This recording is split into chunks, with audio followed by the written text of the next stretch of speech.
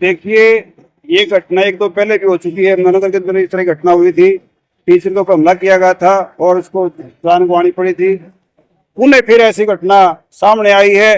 कहीं ना कहीं आज के समाज में जो बच्चे जल्दी आगे बढ़ना चाहते हैं, शॉर्टकट से आगे निकलना चाहते हैं, उनके दिमाग में इस तरह की बातें हैं। और जो हम संस्कार नहीं दे पा रहे हैं, सबसे पहले हमारा जो गुरु होता है, माता होती है, पिता होता है, उसके बाद टीचर का नंबर आता है।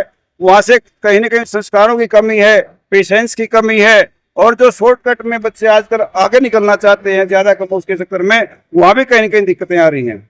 लेकिन जो हमें हर चीज से देखना पड़ेगा, समाज को भी सोचना पड़ेगा, सरकार को भी सोचना पड़ेगा। क्योंकि जो पहले जो डर होता था स्कूल के अंदर, मास्टर का डर होता था बच्चों के अंदर, और समाज के अंदर पुलिस का डर होता था।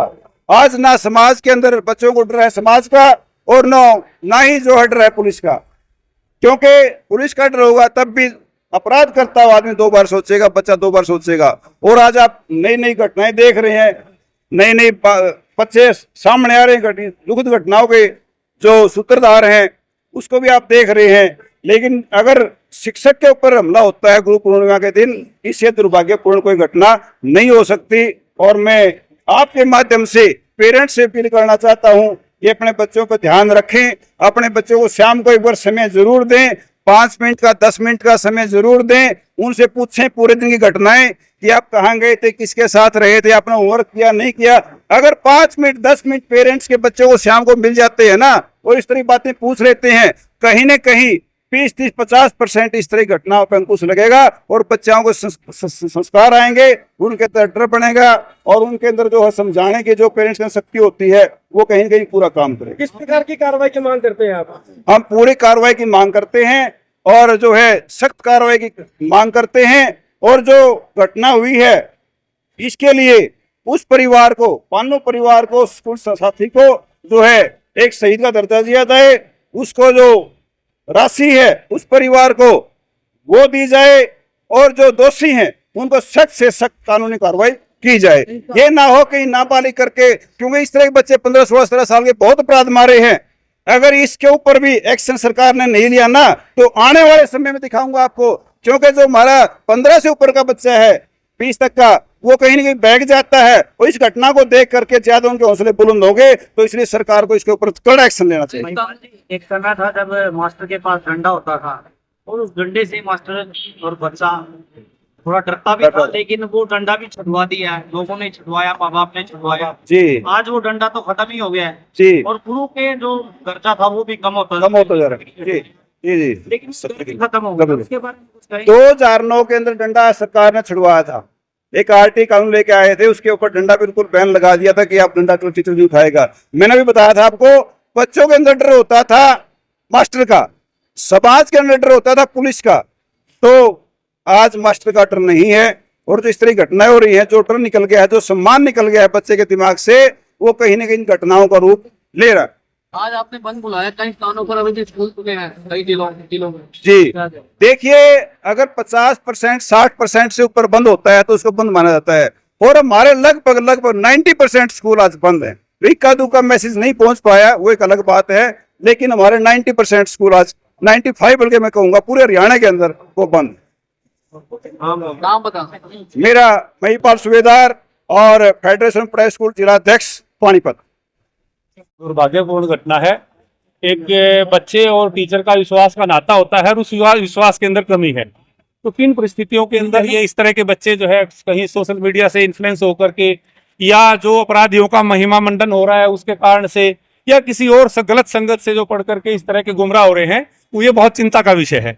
और शिक्षक जो है पहले सारी की सारी जिम्मेवारी लेता था, लेकिन आज के समाज के अंदर कहीं ना कहीं हर तरह से टीचर को रोक दिया गया है अनुशासन के मामले में। पेरेंट्स का और समाज का भी दायित्व बनता है कि इस तरह के बच्चों का जो है, जब खास करके बच्चा लगभग 9वीं से 12वीं क्लास के अंदर होता है, ऊर्जा से ज्यादा उत्प्रोत होता है, सब गलत और ठीक की समझ नहीं होती, तो उसका पेरेंट्स भी और उसके परिवार के भी वो लोग इस चीज की तरफ ध्यान दें, और इसको जो है ताकि इस तरह की जो घटनाएं ना हो।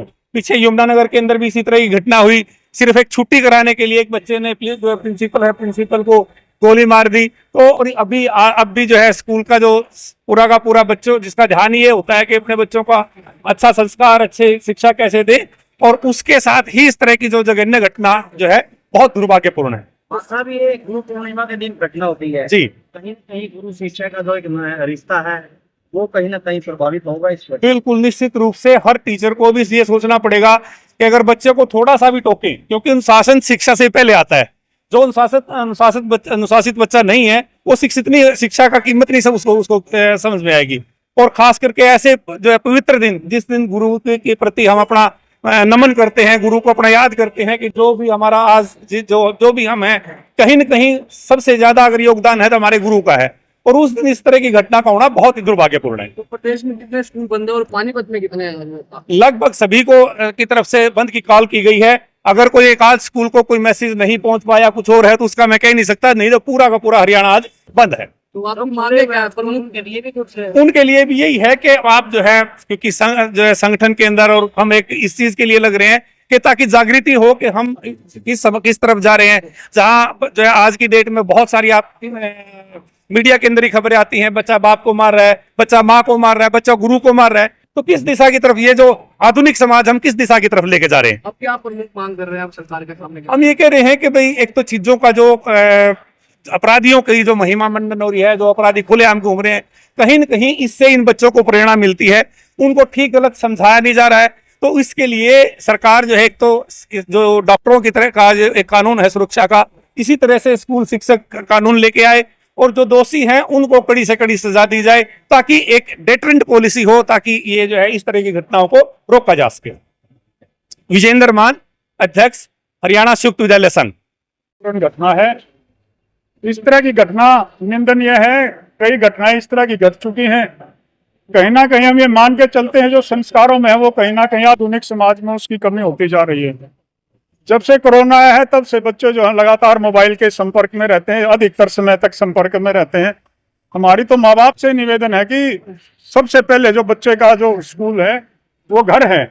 संस्कार जो निकलते हैं माता पिता से निकलते हैं, उसके बाद विद्यालय में उनको आकर पोषित किया जाता है। तो मेरे माता पिता से और समाज के जो प्रबुद्ध लोग हैं, सामाजिक जो व्यक्ति, उनसे भी हमारी तो एक निवेदन है कि बच्चों को संस्कार सबसे पहले सिखाए जाएं कि शिक्षा से पहले संस्कार हैं और उसके साथ साथ अनुशासन है। यदि एक अध्यापक बच्चों को अनुशासन में रखने के लिए थोड़ा बहुत डांटता है तो बच्चे उसको महसूस कर लेते हैं। वर्तमान समय में ऐसा नहीं होना चाहिए। माता पिता को भी ये समझाना चाहिए कि आपके गुरु हैं। सबसे पहले समाज के अंदर माता का स्थान आता है, फिर गुरु का आता है, फिर पिता का आता है। तो गुरु का स्थान माता के बाद है। तो कहीं ना कहीं वो रिश्ते जो ना, इस घटना से जो दुर्भाग्यपूर्ण घटना हुई है, वो रिश्ते तार तार हुए हैं और ऐसी घटना नहीं होनी चाहिए। इसकी कड़े शब्दों में निंदा करते हैं, विरोध करते हैं। और पूरे समाज से ये पूरा शिक्षक वर्ग आज जो पूरे हरियाणा में बंद रखा गया है, पूरा शिक्षक वर्ग पूरे समाज से अध्यापक होने के नाते, उनके गुरु होने के नाते निवेदन करते हैं कि बच्चों में सबसे पहले संस्कार, उसके बाद अनुशासन और फिर शिक्षा। इन बातों की तरफ अब समाज और परिवार ध्यान देगा तो भविष्य में इन घटनाओं पर रोक लग सकती है। नेपाल जी आप क्या कहेंगे? राजेंद्र प्रसाद शर्मा।